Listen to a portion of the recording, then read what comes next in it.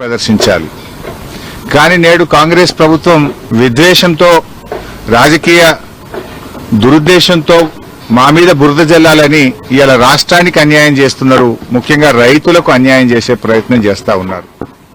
నేను ఒకటే కోరుతా ఉన్నా, విజ్ఞత ప్రదర్శించండి, వివేకంతో ఆలోచించండి.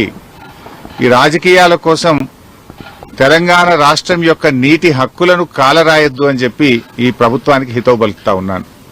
సరే, అంతిమంగా ఎందుకంటే మాకు రాజ్యాంగం మీద, దేవుడి మీద నమ్మకం ఉన్నటువంటి పార్టీ, అంతిమంగా న్యాయం గెలుస్తుంది, ధర్మం నిలబడుతుంది, వాస్తవాలు ప్రజలకు అర్థమవుతాయి.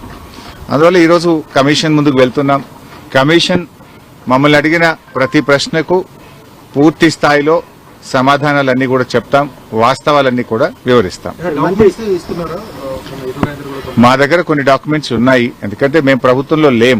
నార్మల్ గా ఏమైతుందంటే ప్రభుత్వంలో దగ్గర అన్ని డాక్యుమెంట్స్ కూడా ఉంటాయి, బట్ మా దగ్గర అందుబాటులో ఉన్నటువంటి సమాచారాన్ని, అందుబాటులో ఉన్నటువంటి డాక్యుమెంట్స్ ను కూడా అందిస్తాం.